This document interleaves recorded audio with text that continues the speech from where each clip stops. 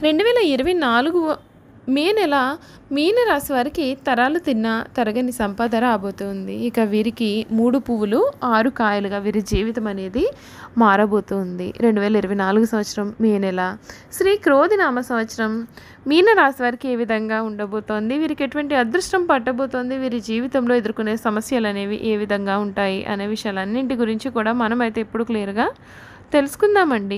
అంతకన్నా ముందుగా మీలో ఎవరైనా సరే కొత్తగా కనుక మన ఛానల్ని చూస్తున్నట్లయితే తప్పకుండా వీడియోని లైక్ చేయండి. తప్పకుండా మన ఛానల్ని సబ్స్క్రైబ్ చేసుకోవడం మర్చిపోకండి. సబ్స్క్రైబ్ చేసుకోవడంతో పాటుగా పక్కన ఉన్న బెల్ ఐకాన్లో ఆల్ని ట్యాప్ చేయండి. ఈ విధంగా చేయడం ద్వారా మేము పెట్టే ప్రతి వీడియో కూడా మీకు నోటిఫికేషన్ రూపంలో కనిపిస్తుంది. మీరు మిస్ కాకుండా మన వీడియోని చూడగలుగుతారు. ఇక వీడియోలోకి వెళ్ళిపోదాం. పూర్వభద్ర 4వ పాదం, ఉత్తరభద్ర 1, 2, 3, 4 పాదాలు మరియు రేవతి 1, 2, 3, 4 పాదాల్లో జన్మించిన వారు మీనరాశికి చెందినవారు. మీనరాశిని ద్విస్వభావ రాశి, శరీరాశి, జలతత్వ రాశి అని కూడా ఈ రాశిని అయితే పిలుస్తారండి. మీనరాశి వారి యొక్క వ్యక్తిగత సంపాదనకు వారి యొక్క జీవిత భాగస్వామి అదృష్టం తోడై వీరి జీవితంలో చాలా ఆనందం నెలకొని ఉంటుంది.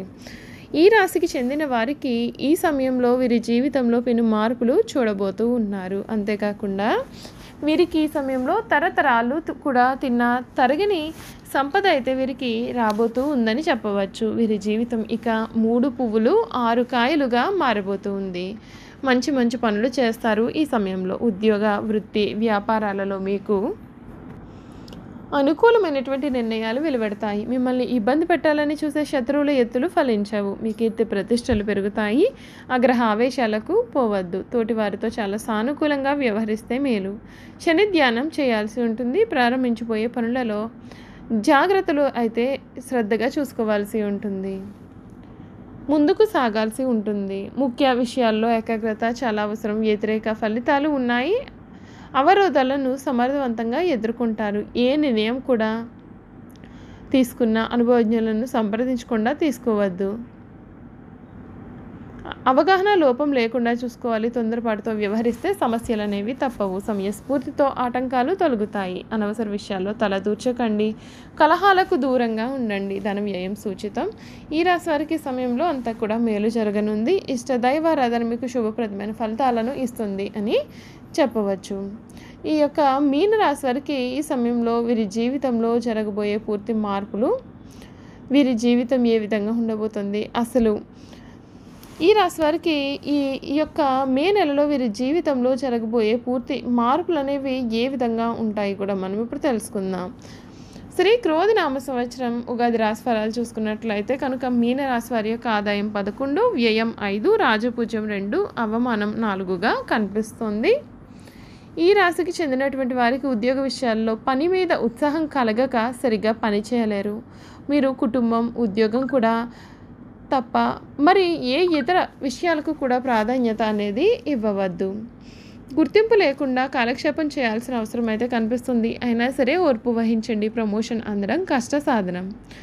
మీరు సరైన బాధ్యతలు పాటించకపోతే స్థానచలనం కలిగే అవకాశాలు ఉన్నాయండి. కొన్నిసార్లు వ్యాపారులకు అనవసర విషయాల ద్వారా, అధికారుల ద్వారా కూడా, గుమస్తాల ద్వారా కూడా ప్రతికూల స్థితులు అయితే వచ్చే అవకాశాలు ఉన్నాయి. మైత్రీభావం ప్రదర్శించండి. కుటుంబ విషయాలు చూస్తే ఎవరితోనూ కూడా మీకు మాట కలవదు.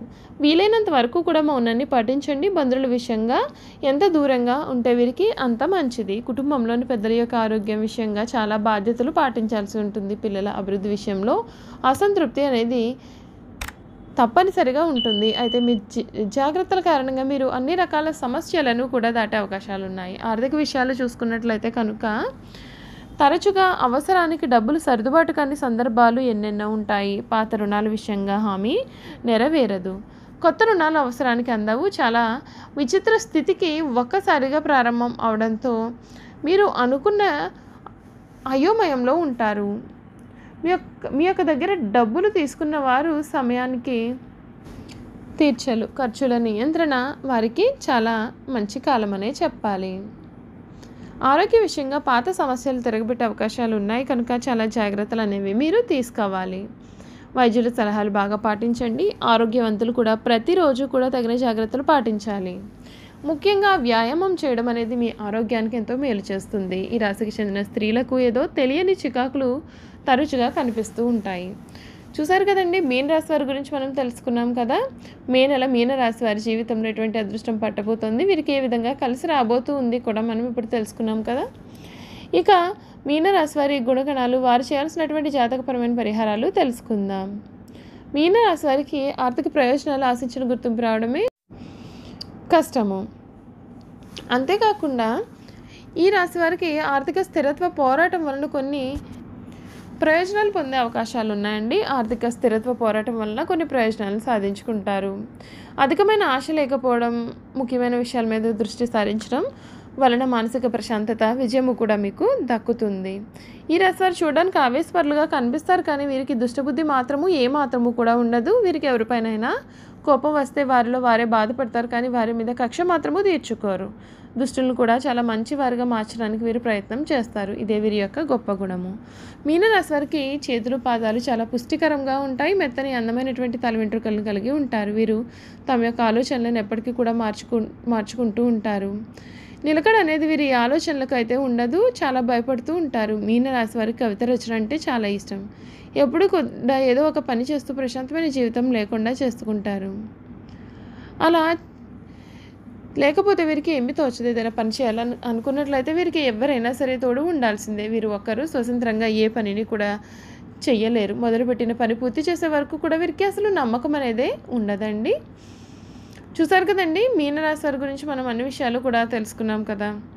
ఇక వీరు చేయాల్సినటువంటి జాతకపరమైన పరిహారాలు అనేవి ఏ విధంగా ఉంటాయి కూడా మనం ఇప్పుడు క్లియర్గా తెలుసుకుందాం. మీ ప్రయత్నంలో విజయం సాధించడానికి నవగ్రహ మంత్రాలను చదివితే మంచిది. దేవాలయాలు లేదా ధార్మిక ప్రదేశాలలో అరటిపండ్లు లేదా లడ్డూలను నివేదించి ఆ తర్వాత వాటిని ప్రసాదం రూపంగా పంచండి. మీకు సాధ్యమైనప్పుడల్లా రావి చెట్టును పూజించండి. సూర్యోదయ సమయంలో రావి చెట్టుకు నీరు పోయండి. మీరు దేవాలయాలకు ఏదైనా ఇవ్వాలని అనుకున్నట్లయితే ఆలయాలకు కొత్త బట్టలను సమర్పించండి. దేవాలయాలకు ఎప్పుడు ఆహార పదార్థాలను నైవేద్యంగా కానీ ప్రసాదం రూపంలో కానీ మీ చేతితో అసలు ఎవ్వరికీ కూడా ఇవ్వవద్దు. దేవాలయాలను శుభ్రపరిచే కార్యకలాపాల్లో పాల్గొనడం లేదా దేవాలయ ప్రాంగణాన్ని మీ శారీరక శ్రమతో శుభ్రపరచడం వలన మీరు ఎదుర్కొంటున్న సమస్యలు, దురదృష్టం వంటివి తొలగిపోతాయి. గురుగ్రహానికి సంబంధించిన వస్తువులను ఆలయ పూజారికి దానం చేయడం వలన మీ సమస్యలు అన్నీ కూడా తొలగిపోతాయి. ఎవరి నుండి కూడా మీరు ఉచితంగా ఎటువంటి వస్తువు కూడా తీసుకోవద్దు. ఎవరి నుండి అయినా సరే ఏ వస్తువైనా మీరు ఉచితంగా తీసుకోవడం మీకు చాలా దురదృష్టాన్ని కలిగిస్తుంది. చూసారు కదండి, మీన రాశి వారి చేయాల్సినటువంటి జాతకపరమైన పరిహారాల గురించి క్లియర్గా తెలుసుకున్నాం కదా. ఈ వీడియో కనుక మీకు నచ్చినట్లయితే తప్పకుండా వీడియోని లైక్ చేయండి. తప్పకుండా మన ఛానల్ని సబ్స్క్రైబ్ చేసుకుని మమ్మల్ని సపోర్ట్ చేయండి. ఈ విధంగా చేయడం ద్వారా మేము పెట్టే ప్రతి వీడియో కూడా మీకు నోటిఫికేషన్ రూపంలో కనిపిస్తుంది. మీరైతే మిస్ కాకుండా మన వీడియోని చూడగలుగుతారు. Thank you for watching.